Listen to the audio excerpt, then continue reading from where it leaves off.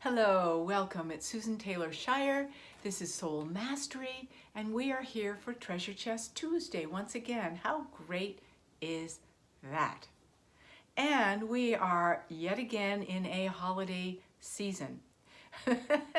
Sometimes it just comes steamrolling in, whether we're ready for it or not. There it is, and we see it commercially. We see all sorts of Christmas decorations coming in way sooner than we may be ready in stores, but there it is. The holiday season is upon us. And whether we have a love relationship with the holidays, a hate relationship, or a love-hate relationship with the holidays, here they are. This is a season of the year that is important to embrace, like every season of the year. And one of the things that's really important for us to embrace is a whole new way of looking at what we call money and the economy. If you made it through, which I think everyone did, Black Friday, Cyber Monday, a week of Black Friday, you name it, everything's on sale forever these days, then you know that we're in the midst of looking at our economy through our wallets, our credit cards. What is our economic status seems to be what we see in the physical plane of our purse, wallet, or credit card, right? No, we're going to change that, okay? Because what we've done as spiritual beings is feel like, okay, it's time to get spiritual. Let's pray and meditate and be spiritual, and then we'll be able to cope more with the lacks and this material world and this world we have to live in and all of that. And we have to change that, don't we? What if we saw the material world as all being sacred creation, our sacred creation?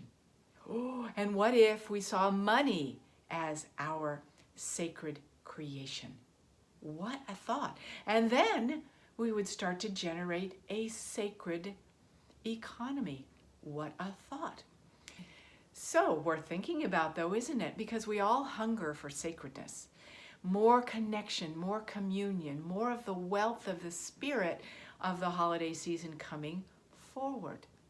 But as long as we feel trapped in this push-pull of we want the spirit of Christmas, we want the spirit of the holidays, we want the spirit of whatever it is you celebrate, Hanukkah, you name it.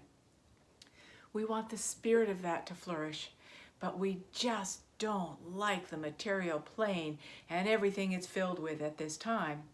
We are creating even more separation in our consciousness between spiritual and material. And isn't that what we're starting to change?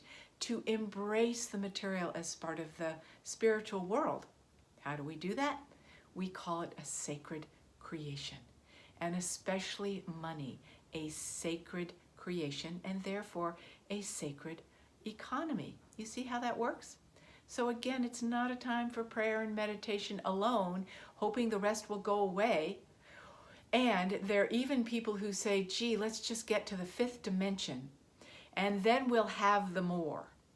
And yikes, but it feels like if we start to move forward and we have climate change and all of that in the world, we're going to have to deal with far less. You know, economically, it's going to be far less. We're going to be just constricted. So we better hold on to being cheap about things and getting just the smallest amounts and really getting constricted and tight so that we can make it through at the material level. But we can be spiritual. Doesn't work like that, does it? We have to start realizing that we are creating the more on all levels. And all levels of more, yes, it embraces our material plane. So that means that we value more everything that is before us. Value, even if we have 4 items and that's it in our house, we value them. Because what we're creating with a sacred economy and the sense that everything we create is sacred is that sense of we're creating more love, more beauty, more fulfillment, more community, all those qualities of spirit that make up abundance and spiritual material wealth. Because when you think of beauty, fulfillment, all of that, you want it in the material plane, in the earth plane, don't you? So you have to embrace the earth plane as a part of your spirituality. And that means sacred creation, money as a sacred creation, how we approach gift giving and all of that. It's not just, well, everybody's not going to get a gift this year, or I don't have any money for all the greatness of the holiday. I'm going to embrace it as a sacred creation this holiday and make everything about it sacred, even in the material world. And if I have a handful of raisins, don't know where that came from, instead of a whole fruit cake, beautiful. I have a quality of sacredness because I make it that way. You see how that works? Yeah. So it's well worth considering how to see everything as a sacred creation, and particularly money. That we are generating a whole new earth, right? A whole new earth, but it's going to be in this world.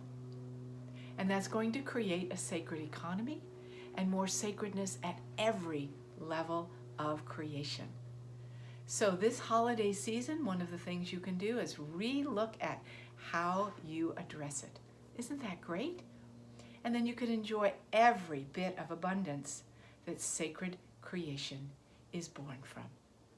So I celebrate you this holiday season, and there'll be more from me about the holiday and the beginning of the year and all of that coming up, because of course we're going to do a beginning of the year event, so stay tuned to help you get into 2020.